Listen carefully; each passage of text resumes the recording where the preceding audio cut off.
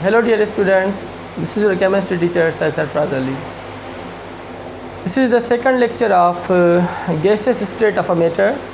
इससे पहले लेक्चर में जो हमने पढ़ा था Boyle's law, Charles law, Avogadro's law, उसी टॉपिक को आगे कंटिन्यू करते हैं हम विद आइडियल गैस इक्वेशन, जिसे हम कहते हैं PV is equal to nRT. This topic is very much important related to your exam and test. तो बच्चे आइडियल गैस इक्वेशन का दूसरा नाम होता है जनरल गैस इक्वेशन. इसे हम जनरल गैस इक्वेशन भी कहते हैं. और किस तरीके से इक्वेशन ये बनती है, बहुत आसान. अब इससे पहले फर्स्ट वाले लेक्चर में जो मैंने आपको बताया था बॉयल्स लॉ और चार्ल्स लॉ के बारे में, तो बॉयल्स लॉ में हमने ये पढ़ा था कि volume is inversely proportional to pressure. ये था बॉयल्स लॉ. और सेकंड लॉ जो हमने पढ़ा वो था चार्ल्स लॉ. चार्ल्स लॉ में हमने ये पढ़ा था कि volume is directly proportional to temperature.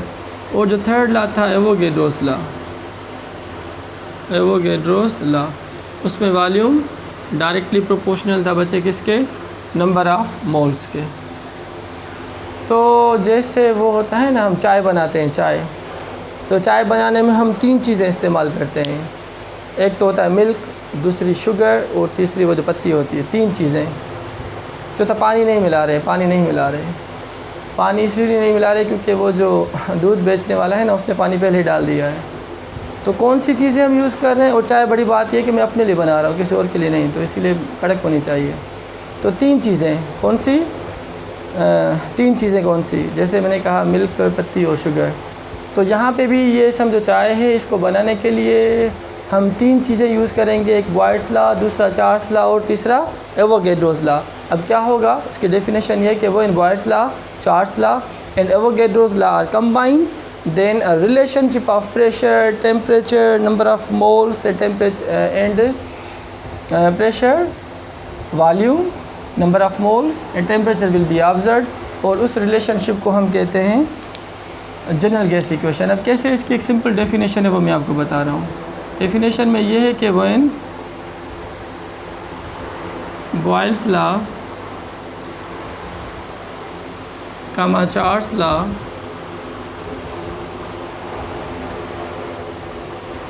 And Avogadro's law, तीसरा जो है, and Avogadro's law are combined, then ideal equation will be formed. Ideal gas equation, ideal gas equation क्यों कहते हैं, ideal gas equation will be formed. तो जब हम Boyle's law को, चार्ल्स लॉ को, एवोगैड्रोस लॉ तीनों को कंबाइन करेंगे तो हमें PV is equal to nRT मिल जाएगी. और आज समझो कि हमें ये इक्वेशन प्रूव करनी है कि PV is equal to nRT कहाँ से आई. तो बच्चे volume is directly inversely proportional to pressure, ये है Boyle's law. Volume is directly proportional to temperature, ये है चार्ल्स लॉ.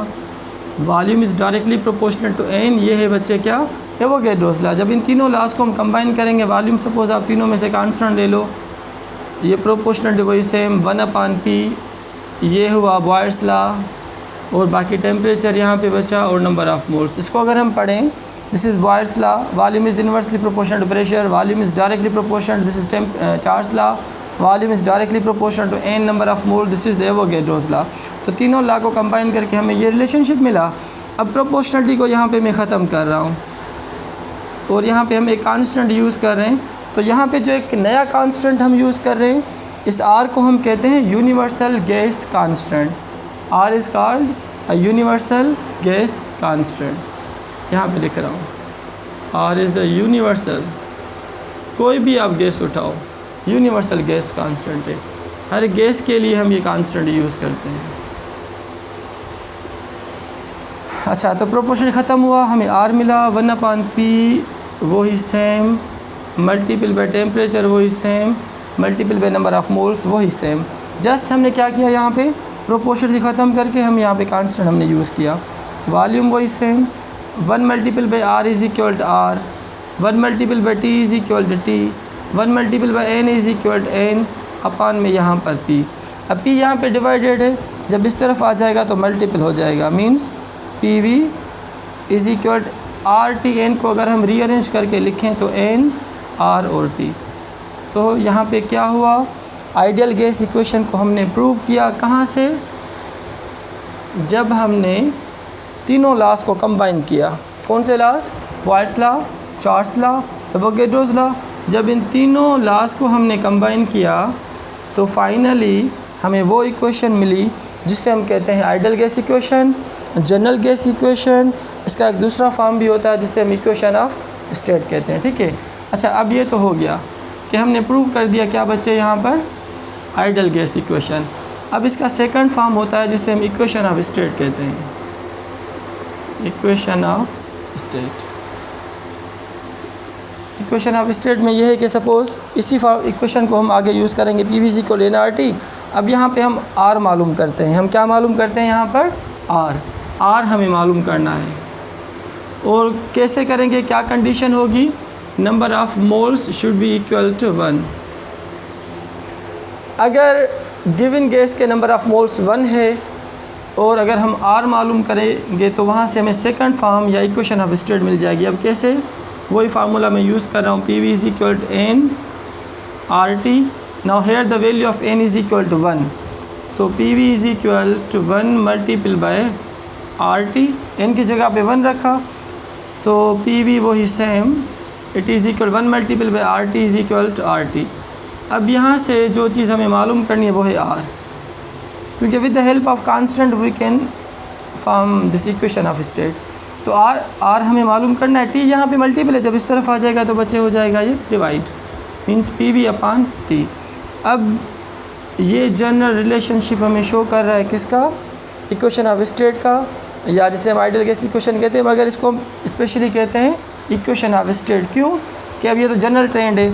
जब इस इक्वेशन को हम इनिशियल और फाइनल के लिए लिखेंगे बच्चे, तो इनिशियल के लिए ये हो जाएगा P1 V1 अपान T1 और फाइनल के लिए ये हो जाएगा P2 V2 अपान T2। तो ये जो इक्वेशन एक नई इक्वेशन बन गई, इस इक्वेशन को हम क्या कहते हैं, इक्वेशन ऑफ स्टेट। क्यों equation of state, this is for initial state and this is for final state. तो अगर हम इसी इक्वेशन को बाय क्रॉस मल्टीप्लिकेशन और सिंप्लीफाई करें तो ये इक्वेशन बन जाएगी बच्चे P1 V1 T2, it will be equal to P2 V2 and T1।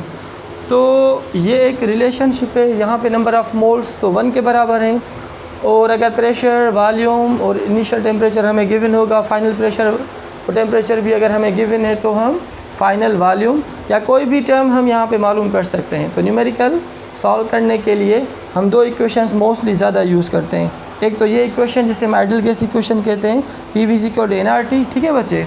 और दूसरा इसका फॉर्म होता है क्या, P1 V1 T2 is equal P2 V2 T1। तो ये था क्या, आइडियल गैस इक्वेशन और इक्वेशन ऑफ स्टेट। फिर इसके बाद ये जो R है, इस R के भी 3 वैल्यूज़ होते हैं, ठीक है बच्चे। तो R के वैल्यूज़ यूनिट चेंज करने से चेंज हो जाते हैं, यहाँ तक आप नोट डाउन कर लो। फिर हम पढ़ेंगे वैल्यूज़ ऑफ R। तो R होता क्या है, R is a universal gas constant. तो यहाँ तक लिख लो, नोट डाउन कर लो, स्क्रीनशॉट ले लें आप इसका। फिर इसको मिटा के मैं आगे बताता हूँ कि how to calculate the different values of units of different values of R। तो R के जितने डिफरेंट वैल्यूज़ हैं, कौन कौन से हो सकते हैं, किस तरीके से, वो हम मालूम करते हैं। तो आइडियल गैस इक्वेशन यहाँ पर हो गई, PV is equal to NRT। ये बहुत ज़बरदस्त फार्मूला है, ये आगे भी यूज़ होगा। और ऐसे समझिए गैसेस के अंदर ये जो आइडियल गैस इक्वेशन है ये बहुत इंपॉर्टेंट है। अच्छा, बात है यहाँ पे बहुत इंपॉर्टेंट, हम इसे क्यों कहते हैं आइडियल गैस इक्वेशन। याद करो, ये जो बॉयल्स लॉ है, चार्ल्स लॉ है, एवोगैड्रोस लॉ है, जितने भी लॉज हम पढ़ते हैं इस चैप्टर में, वो सारे अप्लाइड होंगे किस गैस के ऊपर, जो आइडियल इन नेचर हो, ठीक है बच्चे। तो आगे एक लेक्चर में बनाऊँगा what is the real gas and what is the ideal gas, उन दोनों के बीच में क्या फ़र्क होता है, रियल गैसेस की प्रॉपर्टीज़ क्या होती हैं, आइडियल गैसेस की प्रॉपर्टीज़ क्या होती हैं, वो कौन सी कंडीशंस रखेंगे दो हम टेम्परेचर और प्रेशर की, कि जिसमें real gases can behave as an ideal gas, ideal तो नहीं बनेगी मगर बिहेव करेगी एज आइडियल गैस, या वो कौन सी कंडीशंस हम रखेंगे कि real gas can deviate, go away from the ideal behaviour, और कभी भी वो आइडियल बिहेव नहीं करेगी। तो रियल गैस, आइडियल गैस। एक बात बहुत इंपॉर्टेंट, अगर कोई आपसे पूछे कि कोई गैस बताओ जो आइडियल गैस हो, 100% आइडियल गैस हो, तो आप कहोगे नहीं, आइडियल गैस प्रैक्टिकली है नहीं, एक हाइपोथेटिकल वैल्यू है, इमेजिनरी गैस है जिसको हम इमेजिन करके सारे लॉज बने थे, boils law, Charles law, Avogadro's law, ideal gas equation, ये सारे किस गैस के लिए बने, आइडियल गैस। और आइडियल गैस का कोई वजूद है नहीं। Nitrogen, hydrogen, oxygen, carbon dioxide, ये जितनी भी गैसेस हमने सुनी है, देखी है, पढ़ी है बुक्स के अंदर, these all gases are the examples of real gases. इनमें से कोई भी एक सिंगल गैस ऐसी नहीं है जो आइडियल गैस हो। तो एक समझो